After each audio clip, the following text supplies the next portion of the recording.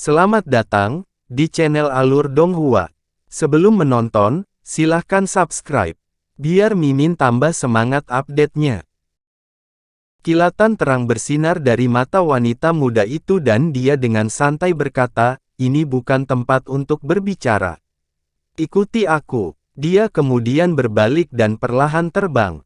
Ekspresi Hanli goyah sesaat, tapi dia memutuskan untuk mengikutinya. Menghadapi keberadaan yang menakutkan seperti tahap integrasi tubuh tengah dan di kota suci ras asing, Hanli tidak memiliki kesempatan untuk melarikan diri. Dan ketika dia tidak ingin menjadi musuh, dia hanya bisa menuruti kata-katanya. Wanita muda itu tampak tenang seperti angin sepoi-sepoi, tetapi dia terbang dengan kecepatan luar biasa. Hanli harus menggunakan sebagian besar kekuatannya untuk mengikutinya. Dia tidak bisa menahan perasaan kewalahan saat dia dengan paksa menahan pikirannya yang mengembara. Setelah terbang selama beberapa waktu, wanita muda itu membawa Hanli ke sebuah bangunan silinder yang tingginya 100 meter. "Saya memberi hormat kepada Tetua Agung." Dua wanita muda Tian Peng yang cantik berjalan keluar dari pintu masuk dan memasang wajah hormat. Wanita muda bersayap emas itu mengangguk dan berjalan masuk. Hanli mengikutinya ke dalam gedung, menemukan bahwa interiornya lebih sederhana. Hanya meja batu dan beberapa kursi batu.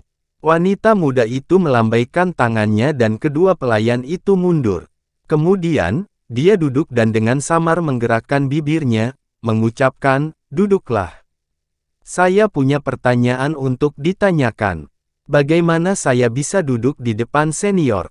"Aku akan mendengarkanmu dengan penuh perhatian," kata Hanli dengan tenang. "Lakukan sesukamu," jawab wanita itu dengan acuh. Hanli kemudian tetap berdiri kaku dan tegak. Setelah berpikir sejenak, dia bertanya, "Apakah kamu seorang kultivator manusia?" Hanli dengan hati-hati bertanya, "Kamu pernah mengunjungi manusia sebelumnya?" Dengan bahasa manusia yang fasih, dia berkata, "Tentu saja, saya bahkan telah mengunjungi salah satu dari 3 penguasa Anda, penguasa roh. Saya sangat mengagumi pencapaiannya yang luar biasa dalam teknik boneka. Sebenarnya, ada banyak keberadaan kuat di suku roh terbang yang telah mengunjungi manusia. Sehubungan dengan persahabatan antara ras kita, saya akan menjawab pertanyaan Anda. Tapi saya akan mengharapkan Anda untuk menjawab pertanyaan saya juga. Jika tidak." Ketika Hanli mendengar ancamannya, ekspresi tenangnya pecah sesaat. "Bagaimana senior melihat penyamaranku? Saya telah menyempurnakan Thunderstorm Wings saya sampai selesai. Aku bahkan mengubah auranya dengan teknik rahasia agar cocok dengan kerabatmu. Selama di tingkat senior tidak menyentuh saya atau memeriksa esensi sejati saya, mereka seharusnya tidak dapat menemukan kesalahan. Kalau tidak, saya tidak akan berani memasuki klan." Pertanyaan ini membuatnya bingung. Wanita muda itu tersenyum dan menjawab, "Transformasi Anda telah selesai sepenuhnya. Kun Peng Qi di tubuh Anda memungkinkan Anda melewati batasan besar kota suci tanpa terdeteksi. Jika Anda bertemu dengan tetua lain di klan, kemungkinan besar Anda akan melewatkannya jika mereka tidak menjalani pemeriksaan yang disengaja. Namun, saya berbeda. Sebagai tetua agung, saya menggunakan artefak suci, simbol kekuatan di klan. Artefak suci Tian Peng kami dapat melihat melalui semua ilusi dan langsung mengintip esensi sejati tubuh Anda. Tidak peduli seberapa mengesankan ilusi Anda, itu tidak ada gunanya melawan saya." Hanli tiba-tiba menyadari, tetapi dia segera merasa sangat murung. Hanli tertawa masam, "Maksudmu, jika aku pergi ke cabang lain dari sukumu, aku tidak akan ditemukan?" Wanita muda itu menyeringai dan secara tidak langsung menjawab, "Dari 72 cabang, hanya artefak suci ras Yusui yang memiliki kemampuan serupa." Hanli terdiam sesaat. Dia akhirnya bertanya, "Apa hubungan murid suci dan Kun Peng True Blood dengan apa yang disegel di Menara Spirit Seal?" Wanita muda itu menjelaskan, "Menara Spirit Seal berisi separuh lebih kecil dari jiwa suci leluhur sejati Kun Peng, yang dikumpulkan dengan biaya astronomi selama zaman keemasan kita. Dengan mengandalkan kekuatan jiwa suci, ras Tian Peng kami dapat bertahan hingga hari ini, tetapi Anda tidak perlu mengetahui secara spesifik. Adapun soal murid suci, cukup sederhana, itu adalah gelar umum dalam suku bagi mereka yang berpotensi mewarisi darah asli. Jika seorang murid suci benar-benar mampu mewarisi darah suci sejati suatu ras dan melewati ujian, mereka bisa menjadi guru suci ras tersebut. Han Li tidak terlihat terkejut saat mendengar ini. Dia sudah menebak. Dia bahkan segan untuk mengejar topik guru suci lebih jauh.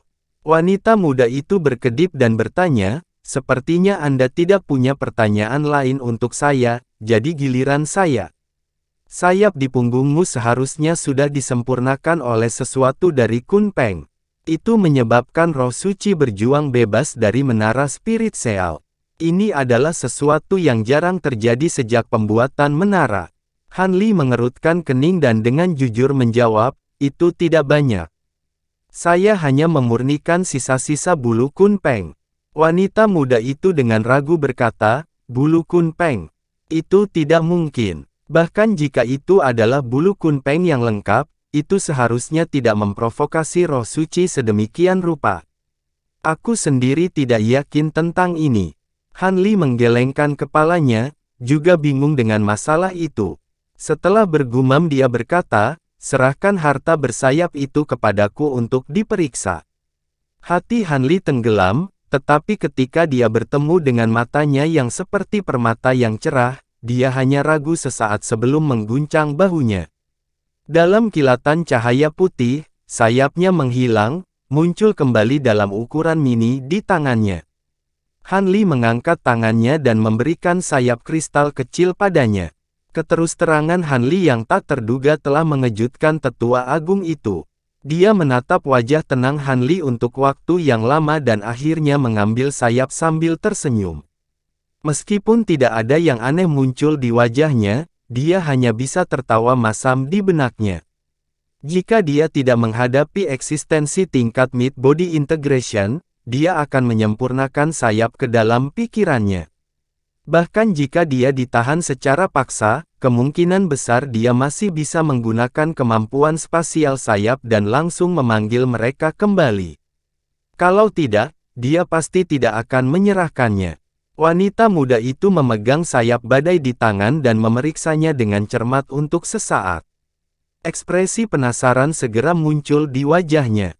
Dia menjentikkan jarinya dan mengirim sayapnya kembali ke arah Han Li. Han Li membuat sayapnya menghilang dalam kilatan cahaya putih dan sesaat muncul kembali di punggungnya.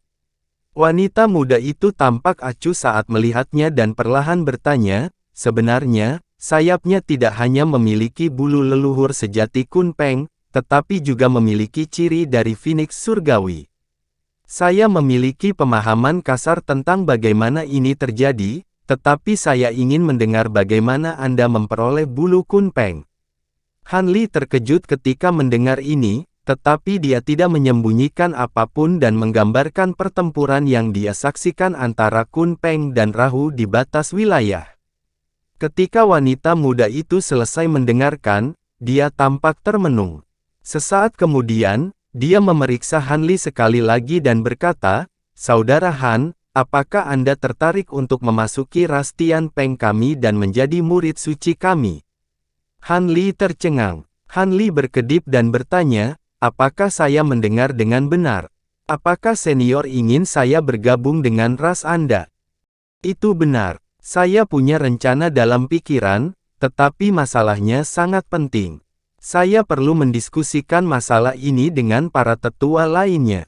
Han Li terdiam sesaat dan akhirnya mencatat, "Tapi aku manusia, bukan makhluk Tian Peng sejati. Jadi kamu masih belum tahu. Biasanya, bulu Kun Peng dan barang Kun Peng lainnya ditinggalkan dari Kun Peng yang telah meninggal. Namun, bulu yang telah Anda sempurnakan adalah barang yang ditinggalkan dari leluhur sejati Kun Peng yang masih hidup. Bulu itu mengandung aura beberapa kali lebih kuat dari Kun Peng Feather biasa. Selain itu, bulu ini paling suka mengandung esensi darah yang belum Anda rasakan.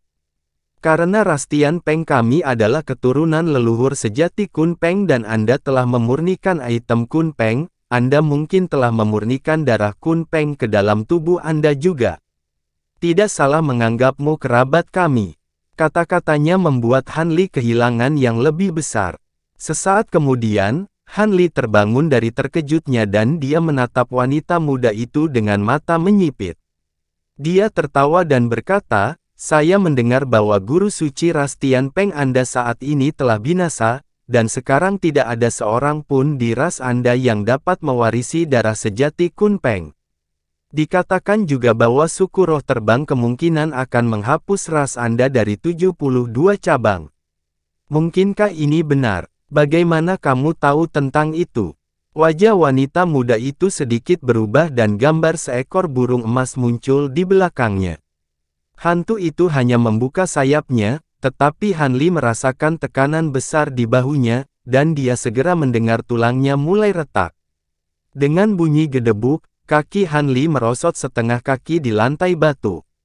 Kulit Han Li juga menjadi sangat pucat. Tetapi pada saat itu, wanita muda itu mengerutkan kening dan hantu burung itu menghilang.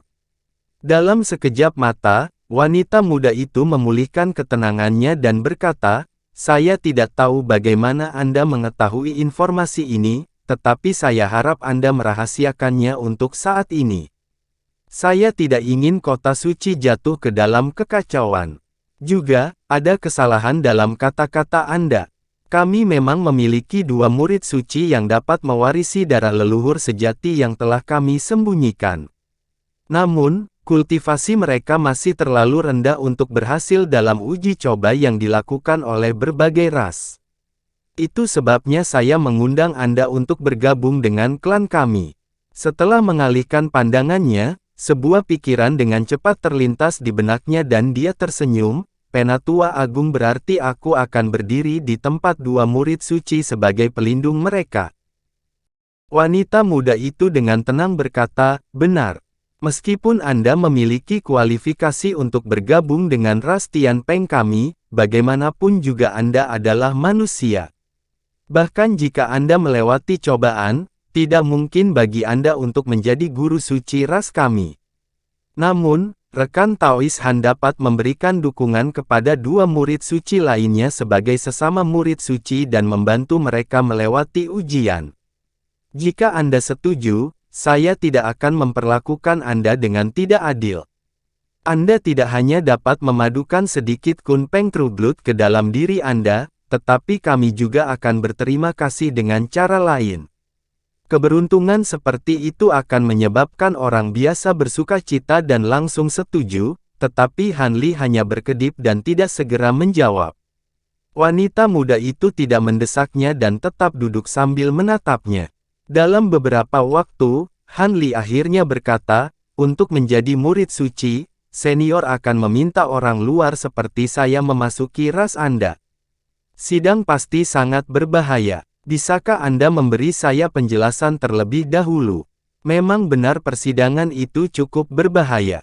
Murid berbagai ras memiliki kemungkinan kegagalan dan cedera 60 hingga 70%. Selain itu, kultivasi murid suci harus berada pada level jenderal roh terbang, yang dikenal oleh kalian manusia sebagai tahap transformasi dewa. Tetapi sekarang, guru suci kita secara tak terduga telah binasa, dan murid-murid suci kita hanyalah tahap awal roh umum. Mereka masih belum siap. Jika mereka mencoba uji coba, kemungkinan besar mereka akan gagal. Meskipun saya tidak tahu banyak tentang kemampuan Anda, karena Anda dapat melintasi sebagian besar benua Feng Yuan di sini, kekuatan Anda seharusnya signifikan. Bahkan dengan bahaya dalam uji coba, itu seharusnya tidak menjadi masalah bagimu." Mata Han Li bergerak dan dia dengan sungguh-sungguh bertanya, "Mereka hanya berada di tahap jenderal roh. Jangan khawatir, aku tidak akan menipumu." Wanita muda itu tersenyum. Dengan berpikir sejenak, Han Li akhirnya berkata, "Aku perlu waktu untuk mempertimbangkannya." Wanita muda itu tampak tenang seolah mengharapkan jawaban ini. Masalah ini sangat penting, jadi pertimbangan diharapkan. Bagaimana dengan ini? Saya akan memberi Anda 3 hari sebelum saya mengharapkan jawaban Anda. Selama ini, Anda bebas berkeliaran di kota dan tidak ada yang akan mengganggu Anda. Selanjutnya, saya bernama Jin Yue. Ingat nama itu. Han Li mengucapkan terima kasih dan mengucapkan selamat tinggal tanpa ragu-ragu. Ketika Han Li pergi, dia kabur dan menghilang tanpa jejak. Jin Yue tersenyum dan menyeruput cangkir teh yang ada di atas meja. Grand Elder, apakah Anda benar-benar melepaskannya? Cahaya abu-abu melintas dari dinding dan 2 makhluk Tian Peng muncul. Jin Yue melirik seorang pria tua berjanggut merah dan bertanya, apa? Menurutmu bagaimana aku akan memperlakukan orang itu? Pria tua berjanggut merah itu menggosok tangannya dan berkata, kita tidak perlu menganggap makhluk asing itu sebagai murid suci kita. Bukankah lebih baik memaksanya meninggalkan sayap dan memilih seseorang yang lebih baik untuk mewarisi darah yang sebenarnya? Wanita muda itu mencibir dan menjawab, jika semudah itu, mengapa saya harus bersusah payah mengatakan itu kepada makhluk asing? Saya hanya akan membunuhnya dan mengambil sayapnya. Wanita cantik mungil yang berdiri di samping lelaki tua itu buru-buru memperbaiki jaketnya dan dengan hormat berkata, kalau begitu Grand Elder berarti. Jin Yue merenung sejenak dan menjelaskan, saya memegang pemahaman paling banyak tentang manusia di antara keseluruhan Tian Peng. Manusia berbeda dari kita di mana kekuatan tubuh mereka sama dan sebagian besar kemampuan mereka terletak pada harta yang telah mereka sempurnakan. Selain itu, mereka dapat meredam harta mereka untuk waktu yang lama dan menyempurnakannya secara menyeluruh dengan diri mereka sendiri. Kita dapat mengambilnya dan memilikinya, tetapi akan sulit untuk menghilangkan harta karun dari tanda master aslinya dalam waktu singkat. Selanjutnya, kekuatan harta itu akan sangat berkurang dari saat digunakan oleh pemilik aslinya. Saya sudah memeriksa harta karun untuk memverifikasi ini.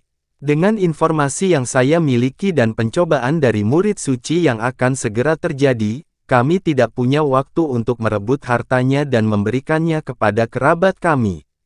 Pria tua berjanggut merah itu menggelengkan kepalanya.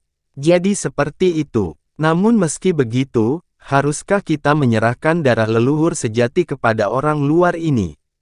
Ini bukan masalah kecil. Kilatan bening bersinar dari mata wanita muda itu. Elder Su, apakah Anda bingung? Jika ras kita tidak lulus ujian dari murid suci, seluruh ras akan diserap oleh cabang lainnya. Memberinya sedikit darah asli tidak seberapa. Selain itu, kami dapat mempertimbangkan opsi lain untuk mencegah hal ini terjadi. Wanita parubaya yang cantik itu terkejut sesaat dan tersenyum. Hehe, kata-kata Grand Elder masuk akal. Setelah orang luar ini membantu kita melalui malapetaka ini, keberadaan tingkat Jenderal Roh ini akan sepenuhnya bergantung pada belas kasihan kita. Jin Yue dengan dingin melirik wanita cantik itu dan tanpa emosi berkata, kita tidak bisa membunuhnya. Bahkan jika dia adalah makhluk asing, dia menyatukan darah sejati Kun Peng ke dalam tubuhnya dan dapat dianggap sebagai setengah dari kerabat kita. Sumpah Tian Peng kami akan membatasi kami. Selain itu, dia akan menjadi dermawan kita jika dia benar-benar membantu kita melalui malapetaka. Jika tidak perlu, kita tidak boleh menyakitinya, tapi kita bisa membatasinya dengan cara lain. Mulai sekarang, dia tidak akan bisa meninggalkan kota suci. Pria tua berjanggut merah itu berkata, jadi begitu. Haruskah kita memberitahu penjaga gerbang atau mengirim orang untuk mengikuti secara rahasia agar dia tidak melarikan diri? Jin Yue menyendiri berkata, Elder Su tidak perlu khawatir. Saya telah melakukan trik kecil pada sayapnya. Jika dia ingin melarikan diri dari kota, saya akan segera mengetahuinya. Mata wanita cantik itu berbinar cerah dan dia menyeringai, sepertinya kita terlalu khawatir. Bukan begitu, klan kami memiliki 5 tetua agung dan hanya kami bertiga yang ada saat ini. Masalah tentang keberadaan klan kita adalah sesuatu yang harus kita pertimbangkan. Kalau tidak, aku tidak akan diam-diam memanggilmu ke sini. Apakah salah satu dari kalian keberatan? Tidak, metode Grand Elder dapat diandalkan. Baik wanita cantik maupun lelaki tua itu langsung setuju. Wanita muda itu mengangguk. Sejak awal, tidak satu pun dari 3 tetua Tian Peng yang menganggap bahwa Han Li akan menolak. Ini tidak mengherankan. Lagi pula Han Li hanyalah orang luar tingkat transformasi dewa. Bagaimana dia bisa menolak permintaan mereka? Pada saat itu, ratusan kilometer jauhnya, Han Li sedang terbang di ketinggian rendah. Meskipun ekspresinya biasa saja dan dia muncul di berbagai bangunan di bawahnya dengan penuh minat, dalam hati dia memikirkan tentang dilemanya. Dia dengan ceroboh mengungkap identitasnya dan menemukan dirinya dalam situasi yang buruk. Dengan pengalamannya yang kaya, dia berpikir bahwa tidak masalah jika dia memenuhi permintaan wanita muda itu, hasilnya pasti tidak baik untuknya. Penolakan yang berani pasti tidak akan mungkin. Adapun untuk segera melarikan diri, pikiran itu sudah muncul di benaknya beberapa kali. Tapi setelah dia menyapu indera spiritualnya melewati sayapnya, dia hanya bisa tertawa masam. Tetua Agung Tian Peng telah memberi tanda pada sayapnya. Dalam area tertentu, dia bisa menemukannya tanpa ragu. Dan dia tidak akan bisa menghapus tanda pada kultivasinya saat ini. Paling tidak, dia harus menghabiskan beberapa hari. Grand Elder dapat menemukannya berkali-kali selama durasi tersebut. Tampaknya satu-satunya pilihannya adalah menegosiasikan beberapa syarat untuk melindungi dirinya sendiri. Kalau tidak, lebih baik mengambil risiko melarikan diri daripada menjadi murid suci ras asing. Adapun kondisinya, dia akan mempertimbangkannya begitu dia memahami keadaan umum seputar perlombaan Tian Peng. Untungnya, dia sudah menghadapi bahaya berkali-kali dan berhasil tetap tenang bahkan di bawah dilema seperti itu. Saat Han Li perlahan terbang, pikiran dengan cepat melintas di benaknya. Setelah beberapa waktu, Han Li tiba di toko buku yang tinggi di kota suci. Dia menghabiskan sepanjang hari melihat-lihat sebagian kecil dari buku-buku di sana sebelum pergi dengan ekspresi lelah. Ketika dia kembali ke kediamannya, Han Li mengurung diri di pondok tamu terhormat sampai pagi hari ketiga. Dia pergi dengan tujuannya menjadi aula perdagangan besar yang dia inginkan sejak awal. Dia tidak menemui masalah di sepanjang jalan. Saat Han Li terbang, dia akhirnya tiba di tepi kota suci dan berdiri di depan sebuah bangunan yang dibangun dengan aneh. Bangunan di sebelah tebing gunung setinggi 3 km, sebuah alun-alun persegi panjang yang besar diukir darinya. Di ujung alun-alun, ada gerbang melengkung setinggi 300 meter yang tertanam di atas tembok gunung. Di kedua sisi lengkungan, selusin penjaga bersenjata berdiri dalam formasi. Di antara mereka, makhluk Tian Peng yang tak terhitung jumlahnya bergegas ke sana kemari di gerbang. Han Li hanya memeriksa dari kejauhan sejenak.